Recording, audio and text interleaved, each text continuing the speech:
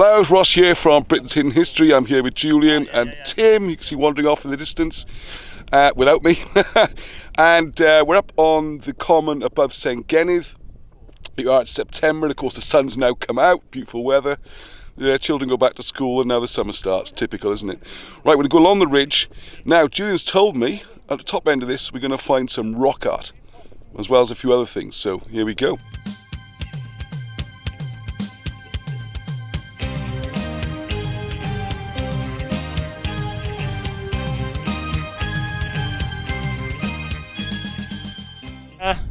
A friend of my the farmer told me on this one, and I'll show you a good example later on, this is an ancient trackway, and these were slabbed with big limestone slabs all the way along. And in fact, if you dig down further where the track is untouched, and he told me he's only driven over there 4 times in a few years, is that if you dig underneath there's a perfect slabbed road, and this site is much earlier than any Roman occupation.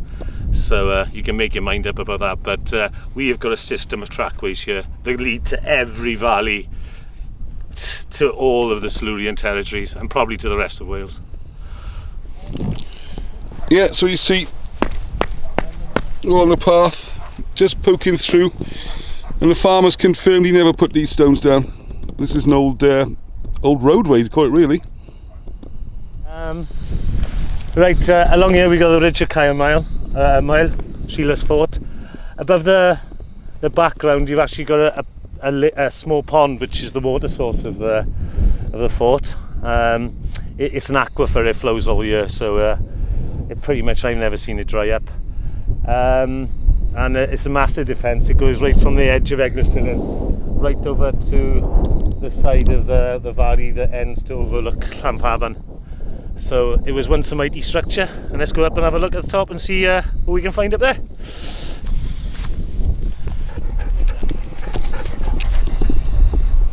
Yeah, so this stream runs all the way along here.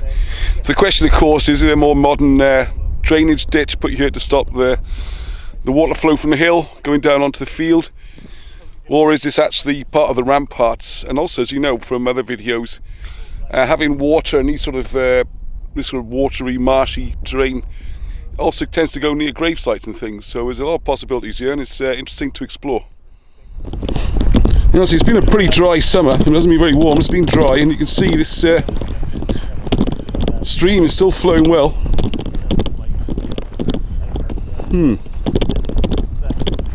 It does go a long way.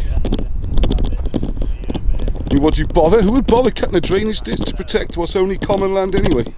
Deer antler, whatever they were using. But that's spoiled. That's man putting the water over. A quick sharing of some of these wonderful views here. Let's do a panorama.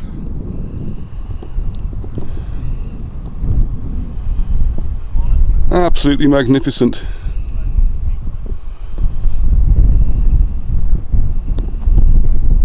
Right. This is the entrance to Mile. It's one of the ancient roads that locks right into all the heads of the valleys and back over to Eglwysillin. It just shows the size of the complex as we go through now.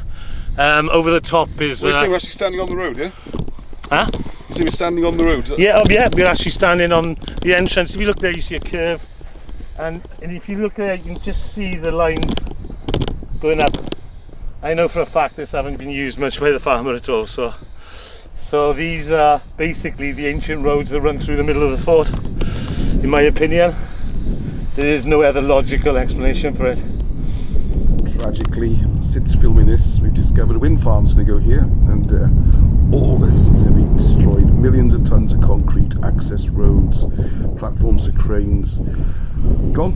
All of this is, and it's going to be this summer, 2022, June, work starts. So you reckon does this go all the way around? So you see it's dried up a bit here, isn't it? But yeah, do you think it goes all the way around? I mean, there's remnants of this being right around the whole entire site of Mile, and most times of the year it's flooded with water.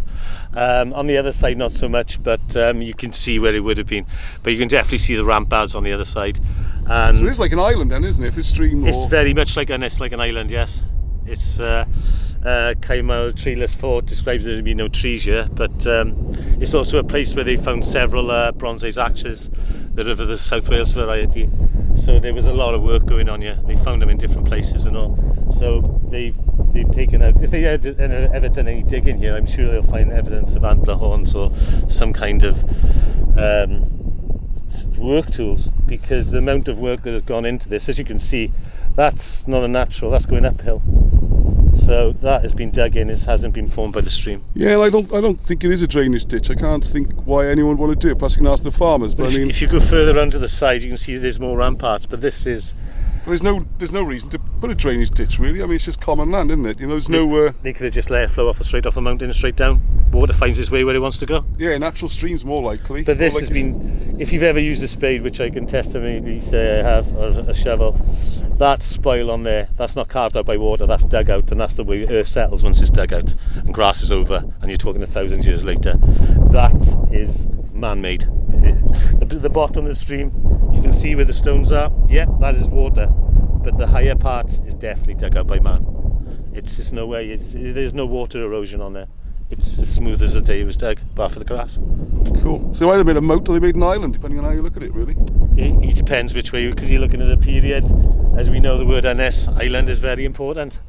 So, as Wilson and Blackett said, water is all important in this site. There is a shrine down at Abertridge on the Three Waters to the goddess of water, whose name forsakes me at the moment. So the stone where the quarry where the stone was mined from to make the tumulus is next to a water source. So it's a lot to do with water.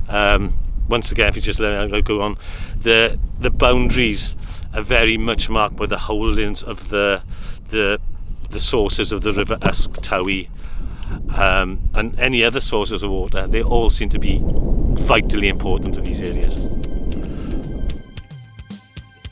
Yeah, thank you for watching the video. Hope you enjoyed that. It's tragic that all this is going to be devastated and gone. It's not just this hill. There are loads of hills. Check out the Wales Vision 2040. Have a look at the links in the description. You can see which companies are doing this. Please, please, please send some emails to them, to CADW, to MP, your councillors, whoever you can think of. These beautiful stones, these messages from our past are going to be gone. And if you're not aware, the Windfarms, as they're called, only last 20 years anyway. And it's not just the area of the wind turbines, it's the access roads, it's all the quarrying from the stones, it's the platforms for the cranes to stand on. The whole thing's terrible. So please get involved, look out, got more videos coming on this. And thank you to Llewellyn Bren, who's doing a great job trying to save this common. Until next time, Heddwch.